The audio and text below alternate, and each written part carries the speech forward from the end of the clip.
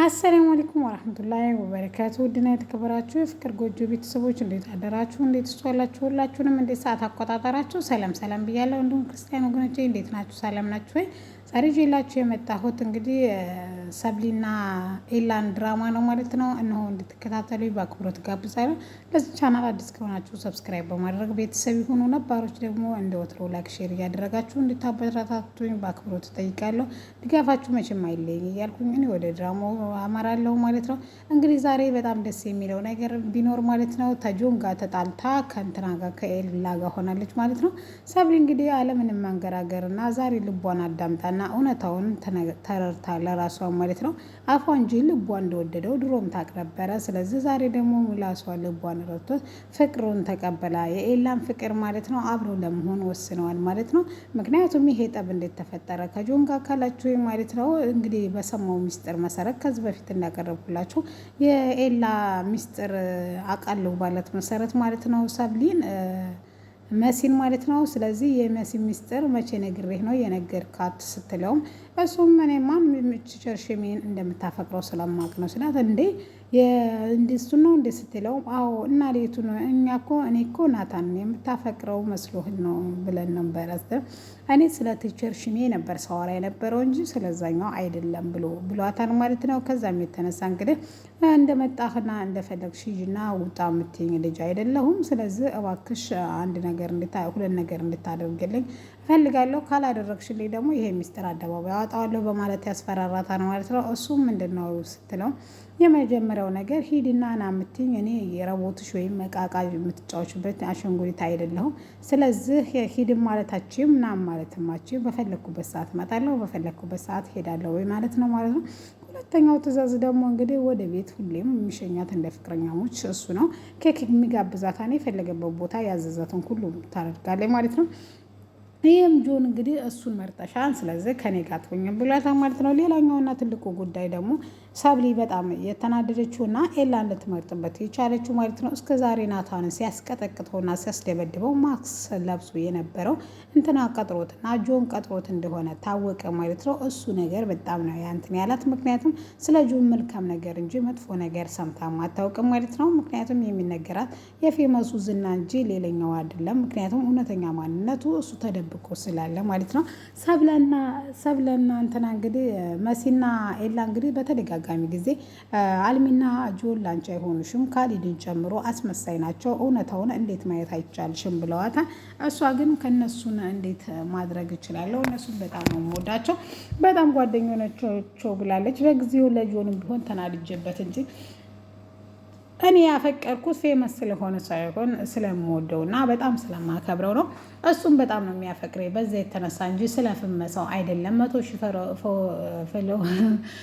ፎሎወርስ ስላለው አይደለም ብላለች ማለት ነው። በዛም የተነሳ እንግዲህ መሲ በጣም ተናዳበታለች። ምክንያቱም ይህን ያህል ጊዜ አንተ ነህ የምታስቀጠቅጠው ብላ እንግዲህ በተደጋጋሚ ተጠይቀዋለች። ምክንያቱም ናታን በቅርብ ጊዜ የተጣለው ከጆንና ከካሊድ ውጭ ሌላ ሰው እንደሌለ ደግሞም ቴክስቱ እንደዛ ስለሚያደርግ ማለት ነው። ቴክስቱ የሚላኩለትም የነሱ ቴክስት እንደሆነ በደንብ ነበር የሚያሳየው። ስለዚህ ያን ስታይ በጣም ጠላችሁ። ሁለተኛ አጠገቤ እንዳደርስ አለችው ማለት ነው። አልሚንም ሲጀመር አልሚንም የነሱ ቤት አሽቃባጭ ነች፣ ወደዛ ሂጂልኝ ብላታለች ማለት ነው። ናታንም እንግዲህ እውነተኛ ጥላቱን አወቀ ማለት ነው። እሱ ሲጀመርም ጠርጥሮ ነበር። ኤላም እንግዲህ አስፈላጊ ነገር ካለ እኔ ላግዝህ ዝግጁ ነኝ ማለት በፈለክበት ሰዓትና በፈለክበት ጊዜ እንግዲህ አግዝሃለሁ ብሎታል ማለት ነው። እሱም እንግዲህ ምንም ነገር አያስፈልገኝም ምክንያቱም ይሄ እኔ ጉዳይ ነው፣ እኔ ብቻ ነኝ የምወጣው ብሏል ማለት ነው። እንግዲህ አልሚ እንትና ማለት ነው። ሰብሊም እንግዲህ በጣም ተናዳለች። መሲ ደግሞ ወደ ጆን ኬዳ እንግዲህ ምንድነው ሁኔታው አንቺ አበላሽው ላስተካክል በሚል ምክንያቱም ለጆን ስለነገረችው መሲ ስለነገረችው ማለት ነው ሰብሊን የደበደበቻት ቃጭል እንደሆነችና የምትገኘው ደግሞ ጨርቆር ሰፈር እንደሆነ ሁሉንም ነገር ነግራው ነበረ ማለት ነው። ስለዚህ እሱን ለማስተካከል ግዴታ መሄድ አለብኝ ብሎ አምኗል ማለት ነው። እሱም ነገር እንዴት ይሆናል በማለት እንግዲህ ሰብሊን ማለቴ ለቃጭል ደውሎ መጠንቀቅ እንዳለባትና በጣም ፌመስና በጣም ታዋቂ ስለሆነ ቀጥሮ ሊያስደበድብሽ ይችላል ብሏታል ማለት ነው። እሷም ምን አይነት ጠንካራ ልጅ እንደሆንኩ እንዴት አላወቅም እስከዛሬ ወንድሜ እናኮራሃለሁ በማለት ስልኩን ትዘጋበታለች ማለት ነው። መሲም እንግዲህ በጣም ተበሳጭታለች። ምክንያቱም ከናታን ጋር ያላቸውን ግንኙነት ፈጽሞ አትፈልገው ወይ እሷን ወይ እኔን ትመርጣለህ ብላ ናታን ራሱ ሌላ አጣብቂኝ ውስጥ ነው የገባው ማለት ነው። ይሄንን በመስማቱና በማየቱ ከየት እንዳለበት ምን እንደሚያደርግ ግራ ገብቶታል። ምክንያቱም የመሲ ጸባይ በጣም ተቀያይሯል። መሲ እንደ ህፃን ልጅ እያደረጋት ነው ማለት ነው። አንዴ ውሻ አንዴ እንትን ትለዋለች ማለት ነው። አንዴ ጸብ ትፈጥርበታለች፣ አንዴ ደግሞ እንግዲህ መልካም ሰው ትሆንለታለች ማለት ነው። ይህን ያየው እንግዲህ ካሊድም በተደጋጋሚ ጆን ጠይቆን ነበር። ይሄ ነገር አንተ ነህ ወይ ሲለውም አሬ ይሄን ነገር አላደረግኩም፣ ይሄን ነገር ባደርገው እንዴት ካንተ ደብቃለሁ? አንተ እኮ ወዳጄ ነህ፣ የምወድህ ጓደኛዬ ነህ ብሎታል ማለት ነው። ይሄ ግን አልሆነም ማለት ነው። ምክንያቱም እንግዲህ ጆኑ እስከዛሬ ሲያስደበድበው በማክስ አስለብሶ ማለት ነው። ምክንያቱም ሰብሊ ራሱ መሲ ራሱ ከእንትና ጋር ተጣልታ ነበረ። ኤላን በጥፊ እስከ መምታት ደረጃ ደርሳ ነበረ። ምክንያቱም እሱ አቃጥሮ ኤላ ነው እየደበደበ ያለው ሲላትም እሱ ግን እንዴት እንደዛ ታያለሽ? ኤላ እኮ ቁመቱ ረዥም ነው፣ ያ ግን መካከለኛ ነው፣ ከኔ ትንሽ ከፍ ያለ ነው። ኤላ ግን በጣም ረዥም ስለሆነ እንዴት እሱ አይደለም የሚደበድብብኝ ምክንያት ደግሞ ምንም የለም በማለት እንግዲህ አስረድቷታል ማለት ነው። በዛም በተረፈ እንግዲህ ያው ከጆን ጋር በጣም ተጠልተዋል ማለት ነው። እሱም እንግዲህ የተሻለ ነገር አድርጎ ኤላን በደንብ ማስደብደብ እንዳለበትና ማስቀጥቀጥ እንዳለበት እያሰበ ነው ማለት ነው። ደመረ ደግሞ እንግዲህ ኤላን እየተከታተለው ነው። ኤላ እንግዲህ አላወቀም ነበረ ማለት ነው። አልሚ ግን በተከታታይ እያየችው ነበረና እንግዲህ ከአይኑ ሰወር እንዲዳርግ አድርገዋለች ማለት ነው። ለብቻም ተገናኝተው ስራው ላይ ምን እንደሚያዘናጋውና ፍቅር እንደያዘው ስጠይቀውም እኔ ፍቅር የሚሉ አልያዘኝም በማለት እሷንም በመጨረሻው ሟሽቷታል ማለት ነው። እንግዲህ ድጋሜ እንግዲህ ስራዬ አንተን መከታተል ራሱ እኮ ሊሆንብኝ ነው፣ ሌላ ስራ ደግሞ ልጨምርብኝ ነው፣ እኔ ላይ ያለሽም ነካ በቃ ስራውን ማቆም አሁን እችላለሁ ብሏታል ማለት ነው። አይ ይህን ማለት ሳይሆን ነገር ግን ጥንቃቄ ማድረግ አለብህ። ምክንያቱም እዛ የገባኸው ሲደመር ወደታች ልደምር ሳይሆን ለስራ ነው፣ ለአላማ ነው። ስለዚህ አላማ ላይ ፈጽሞ መሳሳት የለብህም ትለዋለች ማለት ነው። እሱም እንግዲህ እሺ ይላል ማለት ነው። ደመረም እንግዲህ በተመሳሳይ መልኩ እንግዲህ እየተከታተላቸው ነው ሁሉንም እንግዲህ ጸጋንና ቤዛን እንግዲህ እስር ቤት ለመክተት እያሰበ ነው። ወይም ኤላ ደግሞ ማነው ሰብሊ እንደዚህ ልትፈራው የቻለችው ጸጋ ብሏል ማለት ነው።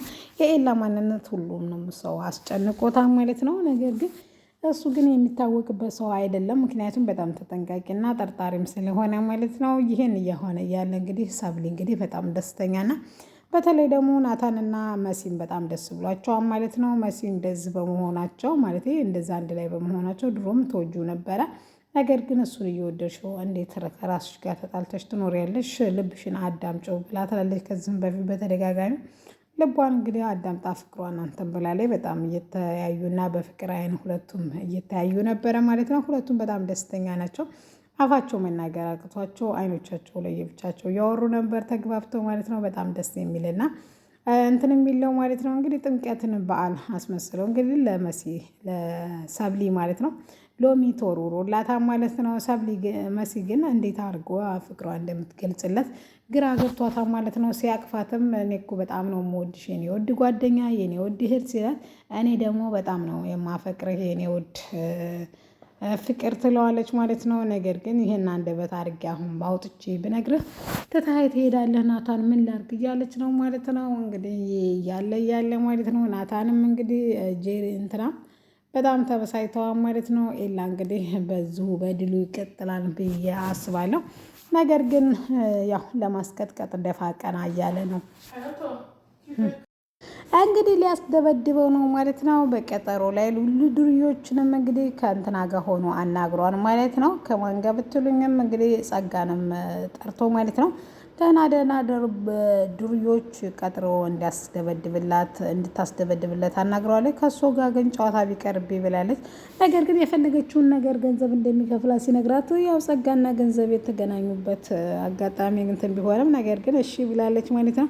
ደመረ እንግዲህ ቤት አግኝቶልኛል በማለት ከእንትና ጋር ራሱ እንትን እያለው ነው። ያሬድም እንደዛው እየተከታተለው ነው ማለት ነው። የያሬድ አባትም ቹቻን እንግዲህ ለማስቀጥቀጥና ለማስደብደብና ለመለያ ለማለያየት አስበዋል ማለት ነው። እንግዲህ ቀስቴን ለማሳሰር ደግሞ አስበዋል ማለት ነው። በጣም ከባድ ነው። የቀስቴ የቹቻ የሚደርስባት መከራና ፈተና በጣም የገዘፈ ነው የሚሆነው ማለት ነው። ለዛሬ ይዤላችሁ የመጣሁት ሰብለና ኤላን ማለት ነው ክፍል 28 ይሄን ይመስላል ማለት ነው። ስለተከታተላችሁ ከልብ አመሰግናለሁ። ለዚህ ቻናል አዲስ ከሆናችሁ ሰብስክራይብ አድርጉ። ነባሮች ደግሞ ላይክ ሼር እያደረጋችሁ ስለምታበረታቱ ከልብ አመሰግናለሁ። ለዛሬ ይሄን ይመስላል። ቸር ሰንብቱ።